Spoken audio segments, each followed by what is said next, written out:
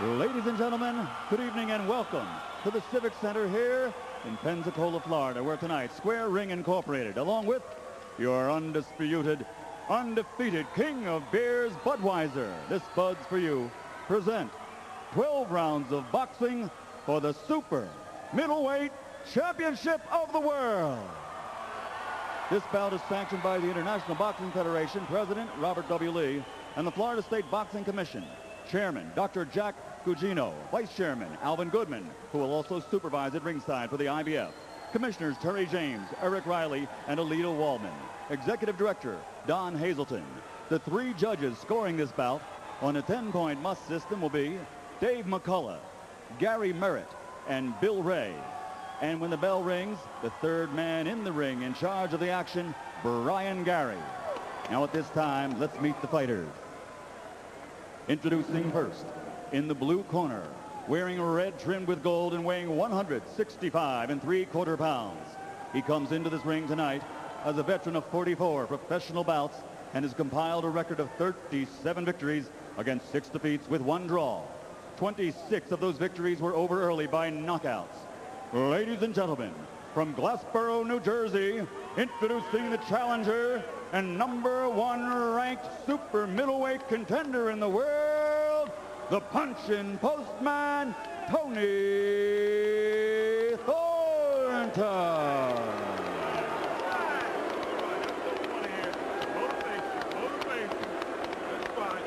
And his opponent across the ring in the red corner, wearing aqua and weighing in at 167 1/2 pounds. In 1988, he was voted the Olympic Games most outstanding boxer. He captured a silver medal, and since turning professional, he has 2 world title belts and a perfect record of 29-0. His punching power has earned him 25 knockouts, 15 KOs in 3 rounds or less, 6 KOs in the very first round, and he is considered by many to be, pound for pound, the best fighter in the world today.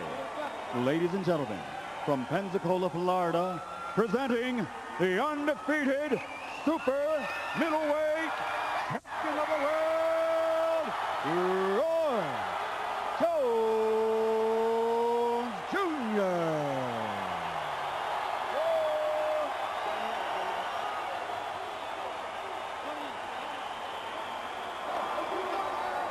All right, Rody, go it. All right, gentlemen, I'll be the third man in the ring with you this evening in charge of this IBF World Title bout at all times. Avoid the use of your head as a weapon. No rabbit punches, kidney blows, or low blows. If you score a knockdown, go to the neutral corner and don't come out till I signal. Protect yourself at all times. Shake hands. Come out boxing at the bell. And now, boxing fans, are you ready? Pensacola, Florida, are you ready? There's only one thing left to do. Ladies and gentlemen, let's get ready to rumble!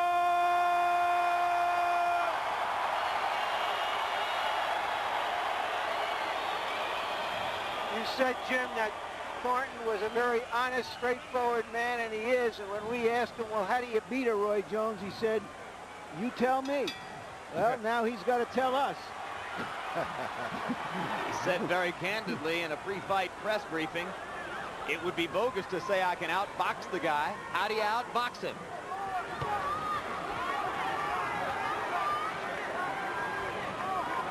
You were questioning yesterday, George Foreman, whether Tony Thornton would make the kind of commitment, take the kind of chance necessary to have a chance against a guy like Jones. When you're going to fight a Roy Jones, that kind of boxer, that kind of fighter, you got to risk it all. You can't even care about getting scratched, cut.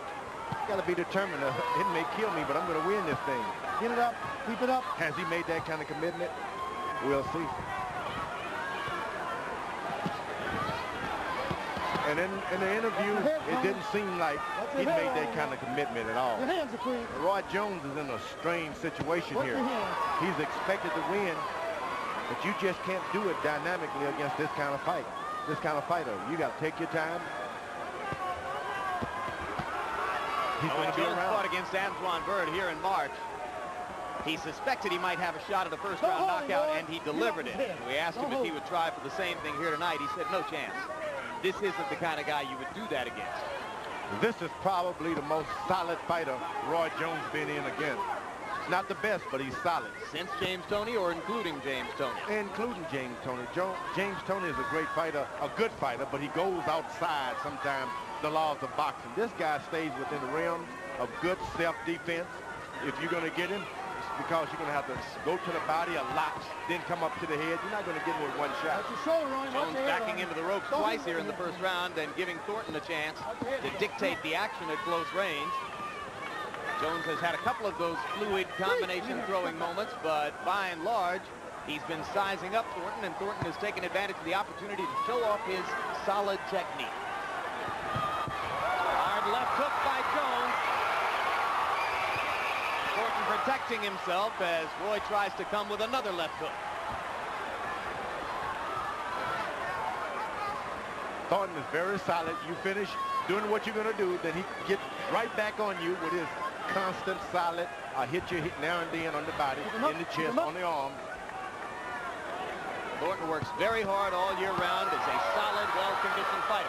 Jones, with those unorthodox, leaping, ducking, and diving moves, landing rights and lefts as the first round winds down. Jones turns around into a southpaw stance. I counted 6 big punches that Jones threw and missed on Thornton in the last 15 or 20 seconds. But Thornton didn't have any response. What he's trying to do is crowd him, keep him busy. And Jones stayed in the southpaw stance for the last 20 seconds of round 1. Bring your overhead punches down a little bit. Don't hit him on top of the head. Hard up there, man. In between that shoulder and his chin. All right. That's good. Way to work. Way to work.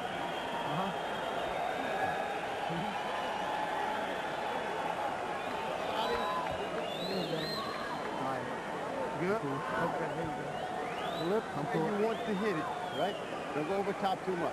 Okay. Make him throw. See what I meant about those wide hooks that he throws? Bang, bang, bang, bang. One right behind the other, but they're wide. 2 out of every 3 is a slap. 1 may be hard. Go ahead and pull. He's good to go. His left eye got a little pocket in it. Roy Jones is the hardest kind of fighter to fight because he's hard to hit and he hits hard.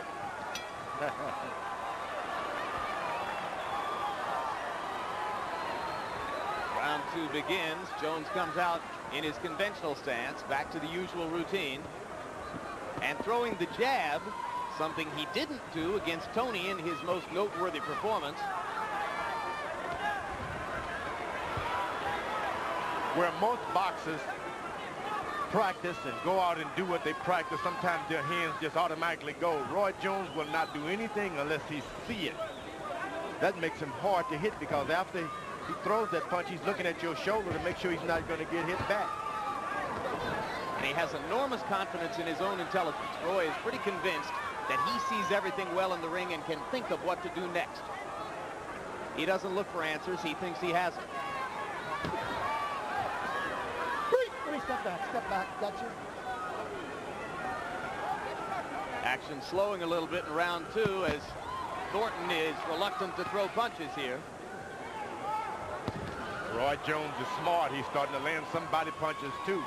Normally you won't see that in a good boxer, where he goes down to the body just in case I'm around here 12 rounds. I'm going to take some of this energy away from this guy. This is more than a minute of conventional boxing for Jones working behind the jab, and Thornton might not have thought he'd see it. Now Roy getting fancy as he polo punches with the right hand. Thornton not quick enough to stop Jones's combinations, and now Thornton moves forward and momentarily stops Jones from punching by throwing his own. Jones may get hurt, but he never loses focus. He stays focused, stays in the old orthodox stance. Why? Because you can only clown so much. Oh! Low blow by Jones. Referee Brian Gary steps in and says, get him up. All right, that's it. Keep it up.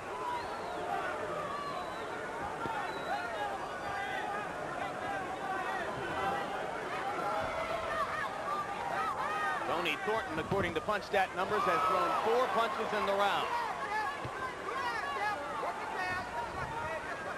Now there are a couple of pawing lefts from Thornton.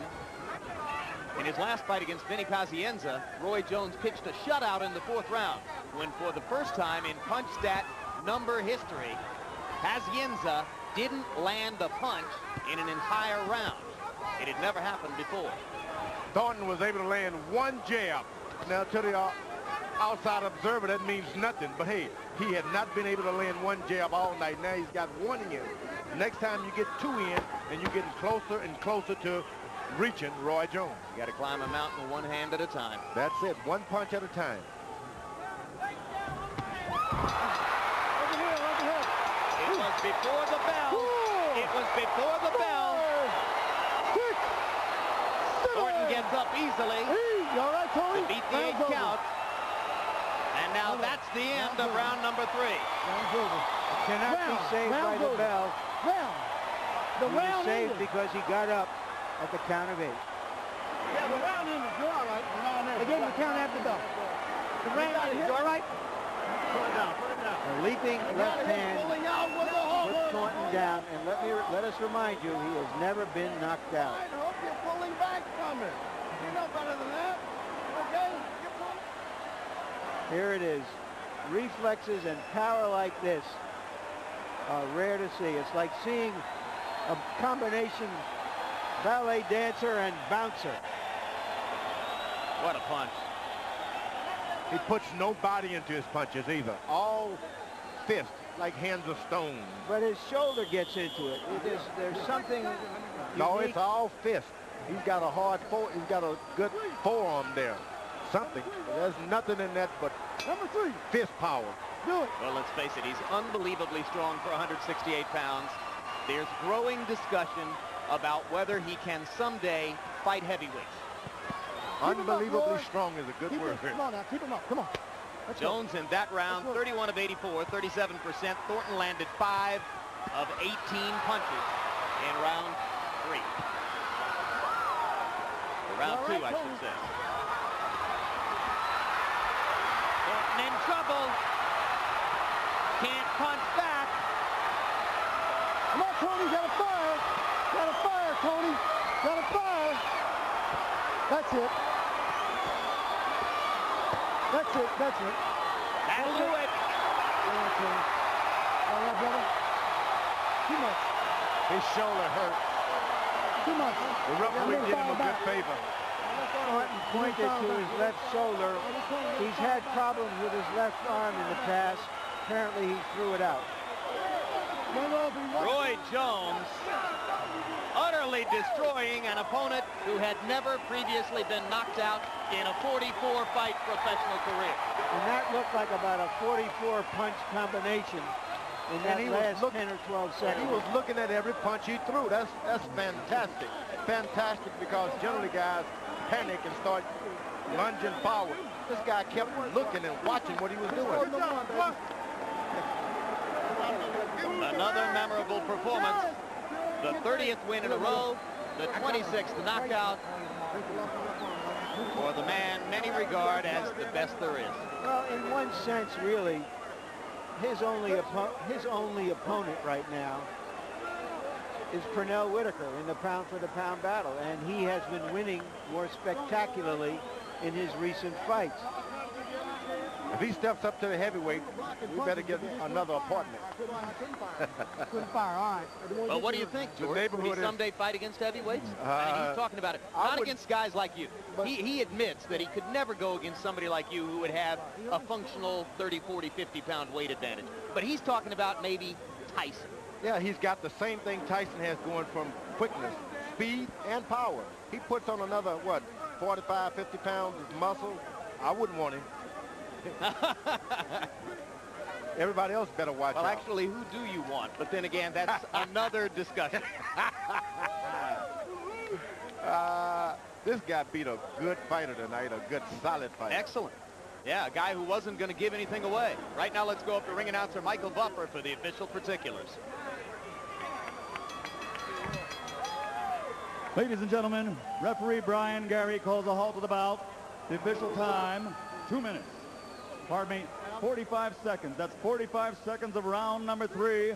the winner, victory number 30. He is still the undefeated super middleweight champion of the world.